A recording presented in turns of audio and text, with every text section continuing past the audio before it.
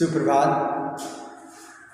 प्रस्तुत पाठ 14 आप इनके साथ ही पुनः दोहराने के लिए आप सभी का स्वागत है। इस पाठ में आप किनके साथ हैं? हरिवंश राय बच्चन जी द्वारा ये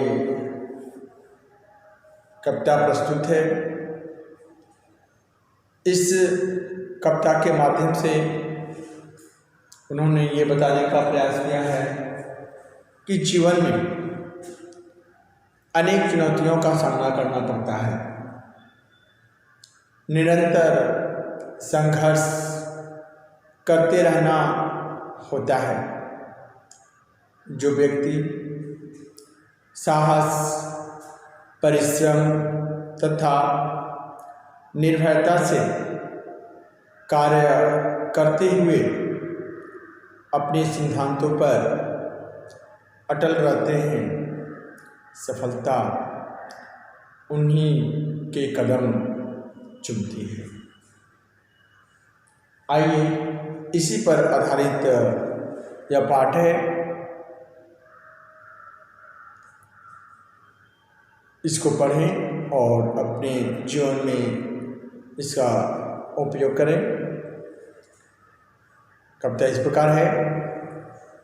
मैं हूँ उनके साथ खड़ी जो सीधी रखते अपने रीढ़, कभी नहीं जो तज सकते हैं अपना न्यायोचित अधिकार, कभी नहीं जो सह सकते हैं शीश नवाकर अत्याचार, एक अकेले हो या उनके साथ खड़ी हो भारी भीड़, मैं हूँ उनके साथ खड़ी जो सीधी रखते अपने।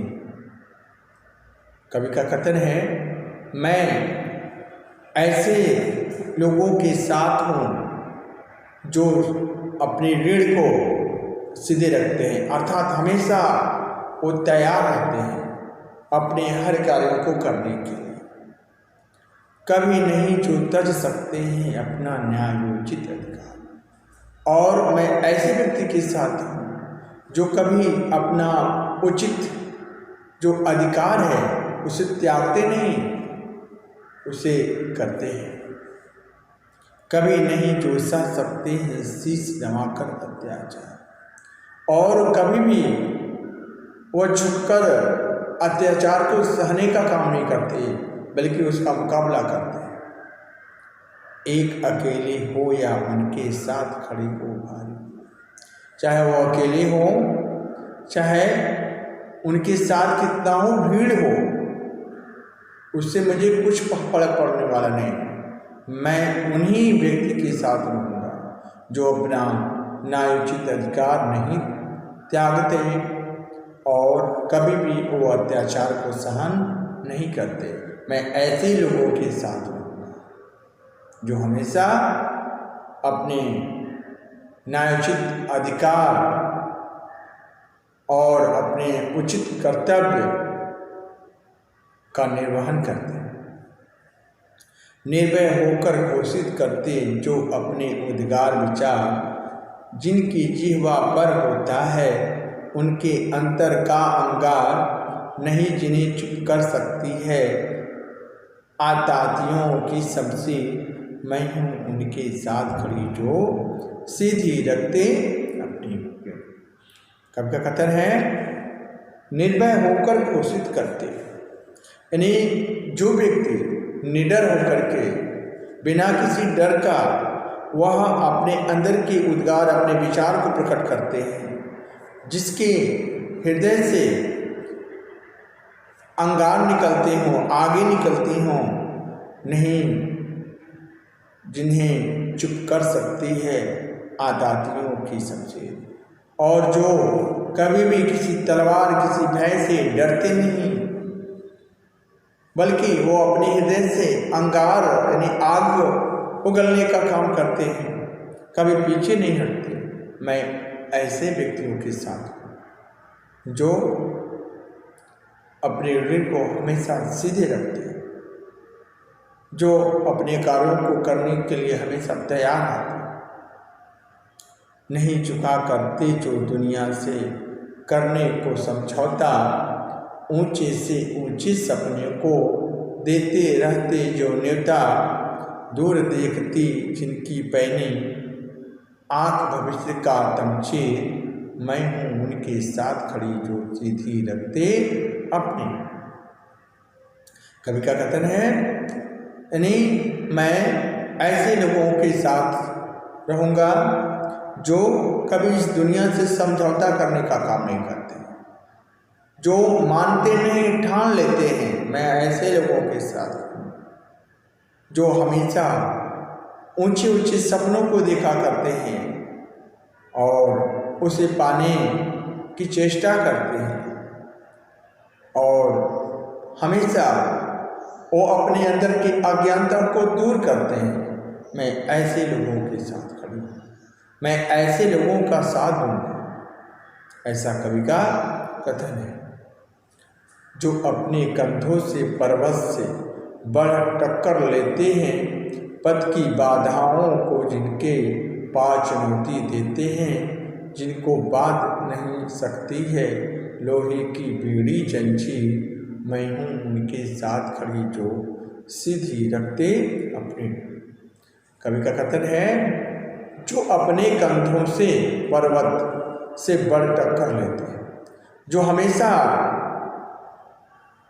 टकराने का काम करते हैं, टकराने का मतलब परेशानियों को दूर करने का प्रयास करते हैं, पथ की बाधाओं को जिनके पाँव चुनौती देते हैं और कभी उनके रास्ते में वो बाधा नहीं आती। अगर बाधा आ जाए तो उस बाधा को दूर करने का प्रयास करते हैं, जिनकी बांध नहीं सकती है लोहे की बीड़ी जंजीर। और ऐसे लोगों के पैरों को कभी किसी भी प्रकार की जंजीर जो लोहे की हो, चाहे किसी भी प्रकार को हो, वो नहीं बांध सकती। मैं ऐसे व्यक्तियों के साथ खड़ा हूँ जो सीधे अपने रीढ़ को रखते हैं, अर्थात हमेशा अपने कार्यों को करने के लिए तत्पर रहते हैं। मैं ऐसे लोगों के साथ जो चलते हैं अपने छप्पर के ऊपर लुका रखकर, हार जीत का सौदा करते, जो प्राण की बाजी पर खुद उदद में नहीं पलटकर जो फिर ताका करते थे, मैं हूँ उनके साथ खड़ी जो सीधी रखते अपने। कब क्या कथन है, मैं ऐसे लोगों के साथ हूँ जो हमेशा अपने सर पर लुका यानी कफन बांध करके अपने निश्चय करके आगे बढ़ते रहते हैं और कभी भी वो हार जीत का सौदा नहीं करते। जो आगे निकल जाते हैं किसी काम को करने के लिए, फिर पीछे नहीं मुड़ करके देखते। मैं ऐसे व्यक्तियों के साथ हूँ जो कभी पीछे घूम करके झांकने का मैं ध्यान नहीं देता, मौका नहीं देता। मैं ऐसे व्यक्ति के साथ खड़ा हूँ, ऐसे लोगों के साथ खड़ा हूँ जो हमेशा अपनी रीढ़ को, अपने आप को हमेशा तैयार रहते हैं उस काम को करने के लिए, उस लक्ष्य को पाने के लिए।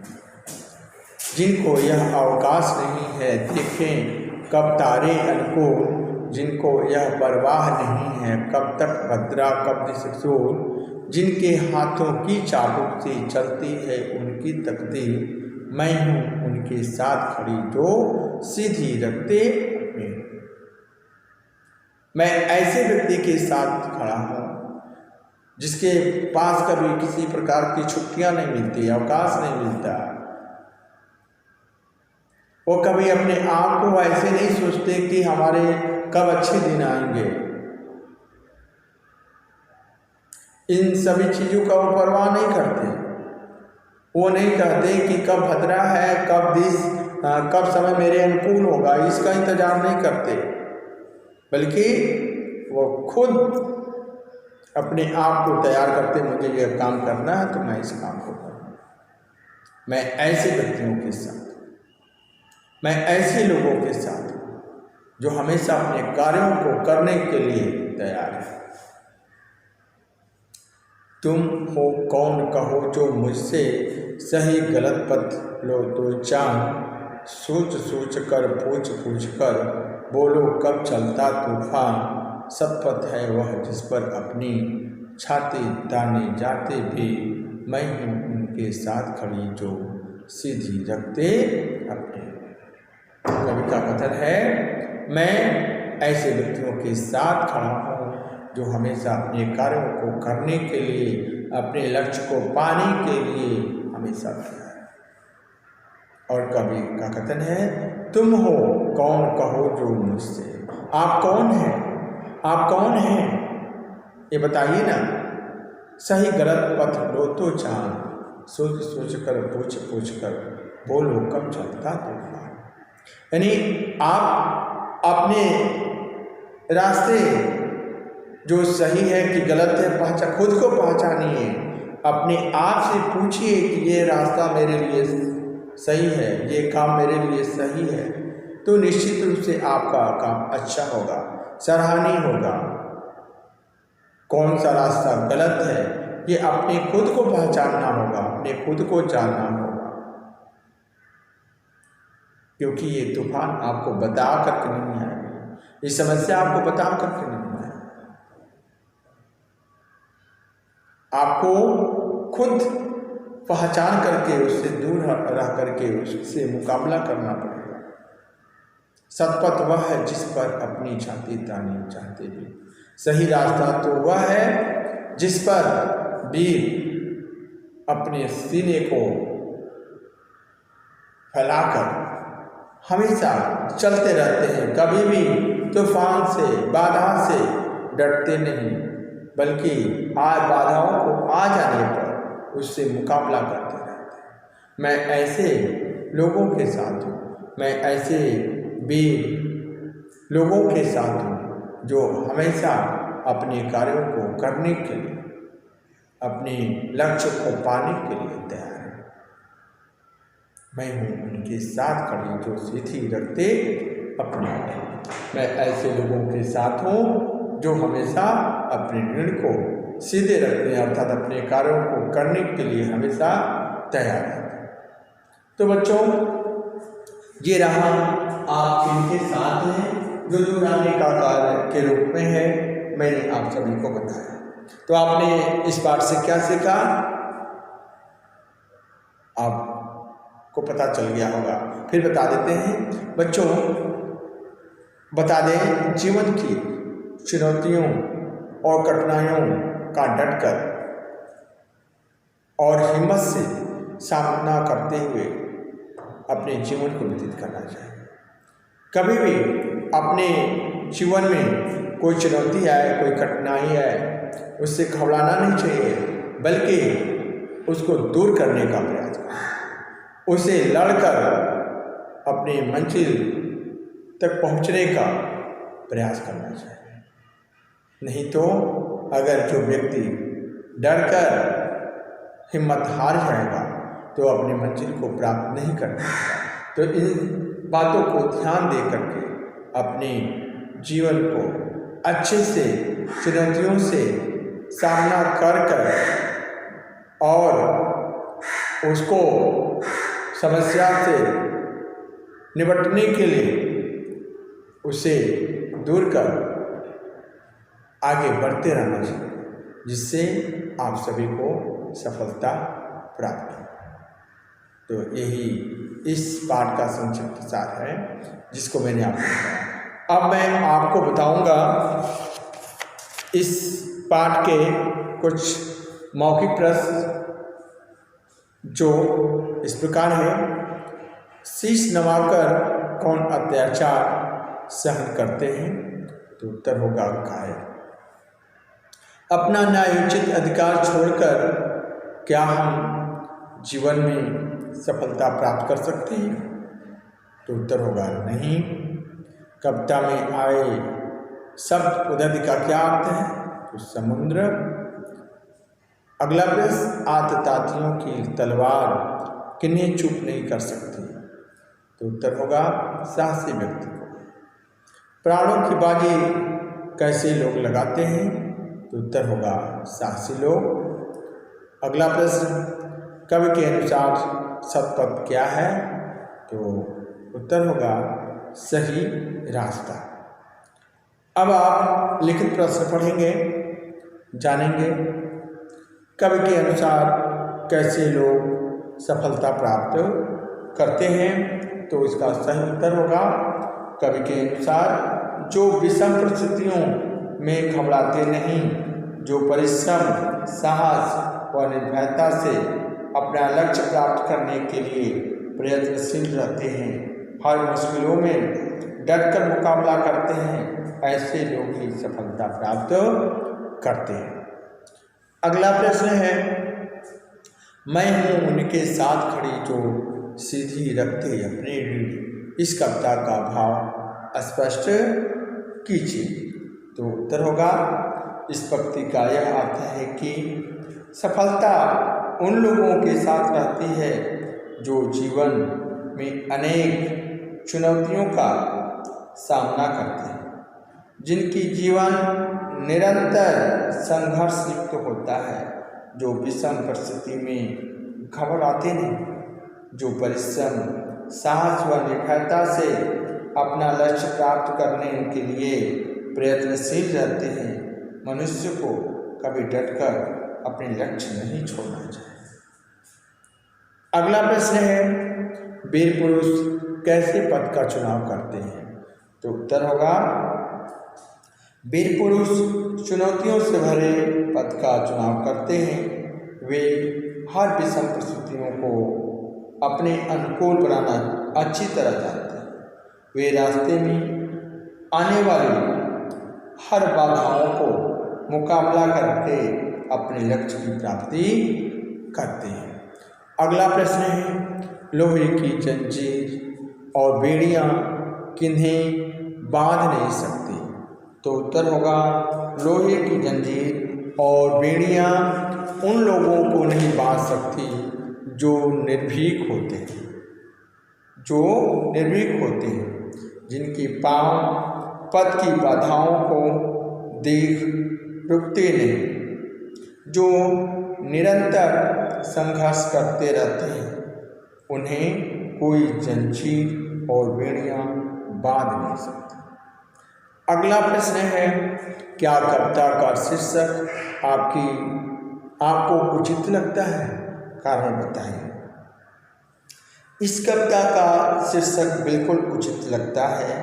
इससे कवि ने यह बताने का प्रयास किया है कि हमें किनके साथ होना चाहिए या किन लोगों के साथ नहीं रहना चाहिए।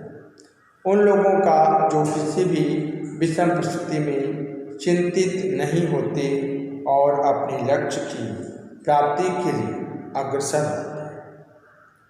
अगला प्रश्न है, इस कविता का क्या संदेश है? तो आप उत्तर जानें। इस कविता का यह संदेश दिया गया है कि हमें किसी भी विषम परिस्थिति में घबराकर पीछे नहीं हटना चाहिए। हमेशा साहसी बनकर चुनौतियों का सामना करने के लिए तत्पर रहना चाहिए। ऐसे ही वीर पुरुष अपने लक्ष्य को पूर्ण कर सकते हैं। अगला प्रश्न है, रीढ़ सीधी रखने वाले लोगों से कवि की क्या अपेक्षा है? तो उत्तर होगा, रीढ़ सीधी रखने वाले व्यक्तियों से कवि की कई अपेक्षाएं हैं। कवि अपेक्षा करता है कि ऐसे व्यक्ति निर्भयता से कार्य करते हुए अपने सिद्धांतों पर अटल रहें। वे निर्भय होकर अपने विचारों को लोगों के सामने प्रकट करें। उन्हें किसी से डरने की आवश्यकता नहीं है। ये सभी गुण कवि वीर पुरुषों में देखना चाहता है। अगला प्रश्न जो वस्तुनिष्ठ पर आधारित है, प्रश्न है, साहसी व्यक्ति क्या नहीं तजते? तो उत्तर होगा, साहसी व्यक्ति न्यायोचित अधिकार। अगला है, अंतर का अंगार किसकी जिह्वा पर होता है? उत्तर होगा, निर्भीक व्यक्ति की। अगला प्रश्न है, किनको लोहे की जंजीरें बांध कर नहीं रख पाती? तो उत्तर होगा जो अपने ऋण सीधी रखते हैं। अगला प्रश्न है, जो अपने ऋण सीधी रखते हैं वे अपनी तकदीर कैसे बनाते हैं? उत्तर होगा अपने कर्मों से। अगला प्रश्न, यदि अत्याचार हो रहा हो तो हमें क्या करना चाहिए? तो उत्तर होगा विरोध करना चाहिए। अगला प्रश्न है, विचारों को कैसे व्यक्त करना चाहिए? तो उत्तर होगा निर्भीकता से। अब आपको बताया जाएगा रिक्त स्थान भरकर कविता की पंक्तियाँ पूरा कीजिए। यह पंक्ति को पूरा करने के लिए ये शब्द है, सपनों दूर दुनिया तम न्योता समझौता। तो पहले में होगा ये दुनिया, दूसरे में होगा समझौता, तीसरे में होगा सपनों, चौथे में होगा न्योता और पांचवें में होगा दूर और छठे में होगा तम। अब अगला प्रश्न है, समानार्थी शब्दों को सुमेलित कीजिए। तीर, तीर का होगा किनारा, शमशीर का होगा तलवार, चुनौती का होगा ललकार, उदद का होगा आपका सागर, अंतर का होगा हृदय। तो ये रहा आपके इस बार जो पाठ 14 आपके इनके साथ हैं जो दोहराने के कार्य के रूप में है। इस पाठ का अभ्यासकार जो मैंने आप सभी को बताया, आपने इसे पढ़ा, आप इसे अच्छे से पढ़े होंगे ऐसा मुझे उम्मीद है। इसे पढ़ने के लिए आप सभी को धन्यवाद।